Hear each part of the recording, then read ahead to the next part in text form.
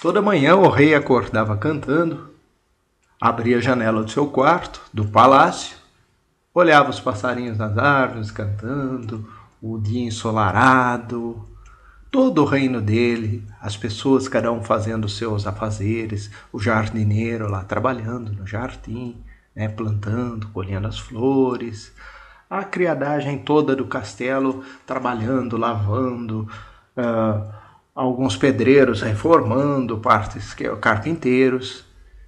E o rei, no tempo livre, gostava de, entre fazer uma caçada, entre fazer sarais de poesia, de leituras, às vezes jantares, às vezes ele se metia na cozinha e queria preparar uma receita. De vez em quando até ele preparava algumas químicas, alguns perfumes. Mas há muito tempo ele tinha o sonho de se tornar um grande músico. Ele achava que ele, sendo um rei, no alto escalão, ele deveria ser uma alma superior a todos os seus súditos e servir como exemplo, não só nas épocas de guerra, de batalha, como na época da bonança, da paz. E ele achava que ele deveria desenvolver o dom da música. Então, pelas manhãs ele acordava já assobiando uma melodia, tentando compor uma música. E por essa época, ele já havia mandado o mensageiro dele ir atrás de um luthier que fora muito famoso há muito tempo e que era quase como uma lenda. Muitos davam esse luthier como desaparecido, como morto, que se chamava Gepeto. Ele tinha mandado há mais de um ano o seu mensageiro ir atrás e ele tinha conseguido sim uma encomenda da construção de um instrumento musical, de um violino, mas um violino que reverberasse tanto som, que segurasse a afinação do instrumento, que ele fosse bonito. E acontece que o Gepeto ia sempre enrolando, dizendo: eu preciso achar a madeira adequada, ainda não é o momento por corte da madeira. Eu cortei a madeira, mas ela tem que ter o tempo certo de secagem, e essa madeira estragou. Ela não pode ter furos, a fibra dela tem que ser musical. A madeira, na hora que ela vibrar com as cordas do violino, as fibras dela tem que ser musical. Essa madeira vai se tornar um instrumento. Então o que acontece? O fim da espera já tinha terminado. O rei tinha obrigado o Gepeto a começar logo a construção de um violino. E, como não teve saída, o Gepeto pôs-se a trabalhar. Então já era lá pela 10ª visita do mensageiro e nada de o Gepeto terminar aquele violino. Então o Gepeto morava num quartinho onde era assim: aqui estava a cama dele, estava uma torneira, as coisas para ele poder cozinhar, uns armários, e no outro quartinho do lado a oficininha dele de luteria. Esse é o momento em que o Gepeto está endividado, onde ele precisa pagar o aluguel que está atrasado. O mensageiro do rei é a grande chance dele conseguir pagar as dívidas dele. E além do mais, ele recebe a visita de antigos colegas que trabalhavam no mar e que ele ficou devendo muito dinheiro por um barco que ele chegou a trabalhar como marinheiro quando ele era jovem. Agora nós vamos imaginar o Gepeto jovem, forte, recém-casado, vivendo uma vida feliz, numa casa melhor, num lugar bonito, e numa época onde se tinha um sonho de ganhar muito dinheiro no mar. As pessoas iam pescar atum, ou mesmo sair para o mundo, tentar descobrir novos lugares, para conseguir novas terras, uma ganância, não é? Então o Gepeto tinha acabado de casar e a sua esposa estava grávida.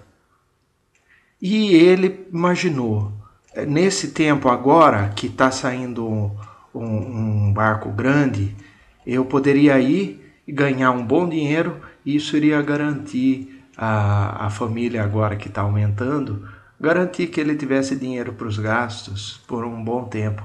Então ele se despediu da esposa, né? E ele entrou nesse barco. Quando ele sai para o barco, começaram tempestades e a construção do barco, ele entrou como um dos carpinteiros que construíram aquele barco.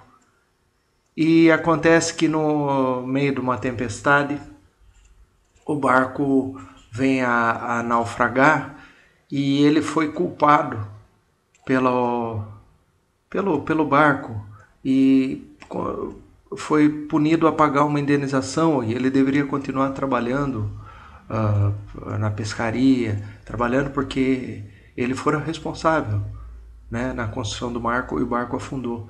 E ele foi um dos sobreviventes.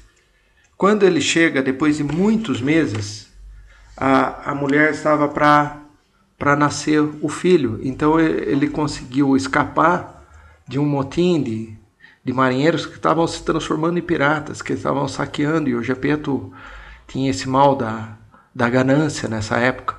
E quando ele chegou à noite, o quarto, a mulher dele estava para dar a luz, estava a parteira, uma luz de vela, e ela estava sofrendo as dores do parto.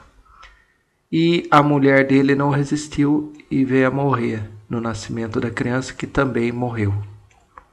A partir desse momento, o Gepeto sumira desse lugar onde ele morava, desapareceu, com medo da dívida que ele tinha e as pessoas, né, contando a história de um homem que largou a mulher que estava grávida para viver na bebedeira.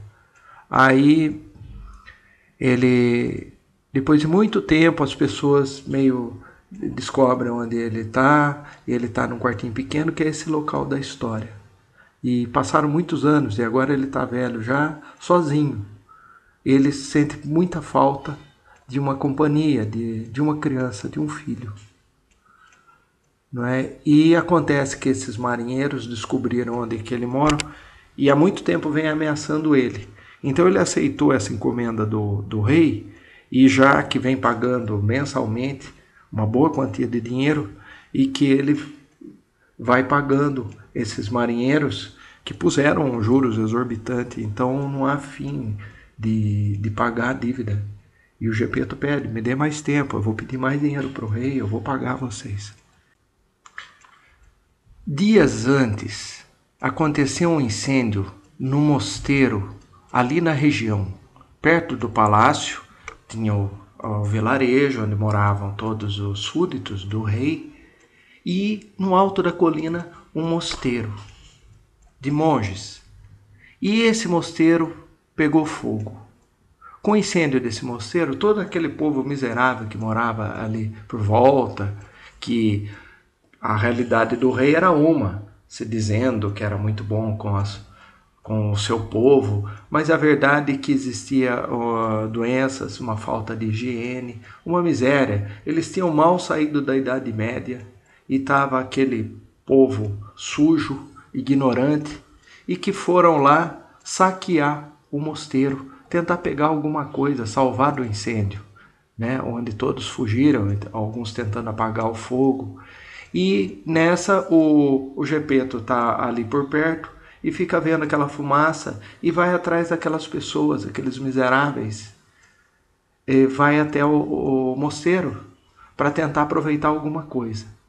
Ele chega lá, tem uma reserva de alimento, de comida, tem porcos, então aqueles miseráveis começam a pegar os porcos, e cada um sai com um porco debaixo do braço, com um ganso, outro sai com cestas cheias de batatas, de tomate, de laranja, e todo mundo dando risada como se fosse uma festa.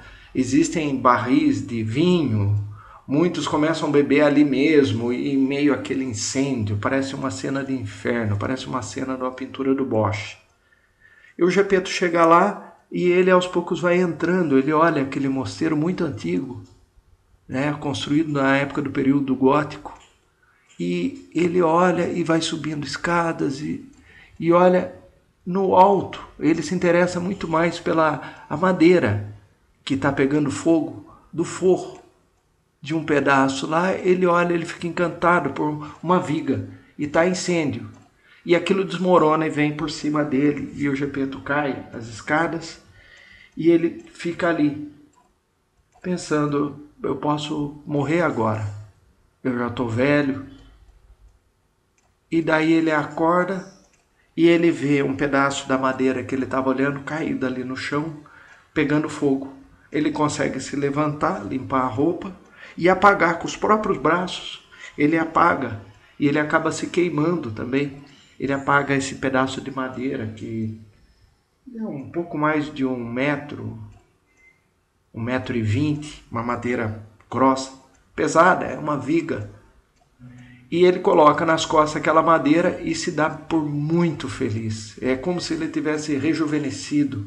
Ele achou uma madeira única, muito especial. E ele coloca nas costas e fala: agora eu posso começar o meu trabalho. Ele coloca nas costas e vai levando. Aí as pessoas olham e falam: nossa, esse velho está caduco mesmo. A gente levando comida, levando castiçais, peças, taças de ouro.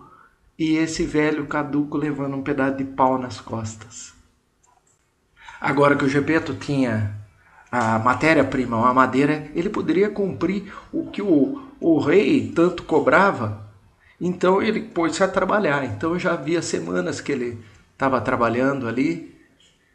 Só que ele cobria o trabalho dele, o entalhe da luteria dele, do instrumento musical, ele cobria com um pano. Não deixava ninguém ver. Então a mulher que vinha cobrar, às vezes vinha trazer um prato de sopa para ele no meio da noite, e curiosa, querendo ver o trabalho que ele estava fazendo. E ele não deixava ninguém ver. O mensageiro chegou e queria dar uma olhadinha também. O Gepeto não deixava ver. E daí acontece que nessa noite é como se fosse o último prazo, se esgotou. Ele precisava dar uma olhada, ele precisava dizer para o rei, e o rei viria buscar o instrumento, ia marcar uma data. Por esses dias o rei viria pegar o instrumento musical, que não era justo, já há mais de ano vinha pagando todo mês para o Gepeto. E daí acontece que nesse momento bate na porta 3 homens muito grandes, que eram aqueles piratas.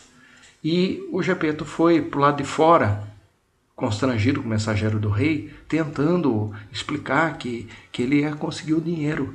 E nisso o mensageiro vai lá e levanta o pano para ver o instrumento. E dá um grito e volta e fala: você ficou louco? Então é isso que você está fazendo? É esse o violino que você está fazendo para o rei? Quando ele olha, os marinheiros olham, o Gepeto olha, e o mensageiro debaixo do pano tinha um boneco, como se fosse uma criança, de madeira. O Gepeto estava entalhando uma criança de madeira. O mensageiro: é isso que você faz com o dinheiro do rei? É isso, o violino? Você está fazendo um brinquedo. Você ficou louco, o rei vai ficar sabendo disso. E foi embora, montou no cavalo, foi embora com os ajudantes dele. Os marinheiros começaram a caçoar, foram lá, mexeram no boneco, deram risada. Falou: você não tem jeito mesmo, Gepeto.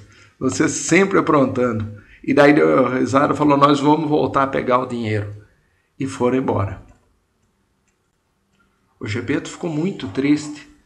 E essa noite ele enfiou na cabeça dele que ele precisava aquela madeira tão maravilhosa que encantou ele lá no mosteiro, que ele estava fazendo uma criança pura, ingênua, para servir de companhia para ele, para o final da vida, que lembrava o filho dele como se fosse um filho, o filho que ele perdera.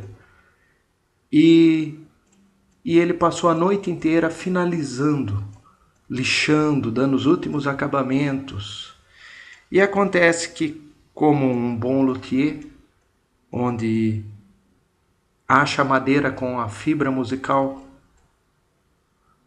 onde o instrumento é tão musical que ele é capaz de falar, ele terminando os acabamentos, os detalhes, ele escuta uma voz vindo da escultura de madeira. Rapazinho, isso está me fazendo cócega. Ai, aí não, aí faz cócega. E, por encanto, aquele boneco começou a falar. Gepeto ficou assustado, mas ele, como já tinha feito instrumentos que eram famosíssimos com sons, não achou muito estranho e acabou aceitando que a madeira pudesse falar. Tanto amor ele tinha, uma madeira tão especial, que de alguma maneira aquele boneco estava falando com ele. O Gepeto fica tão feliz, mas tão feliz, que começa a dar gargalhada e já está começando a clarear o dia. E ele prepara uma roupa, faz uma roupa pro boneco de madeira, pro filho dele, que ele resolve pôr o nome de Pinóquio. E daí ele todo feliz e o filho olhando por dentro ali a oficina, olhando, querendo aprender as coisas.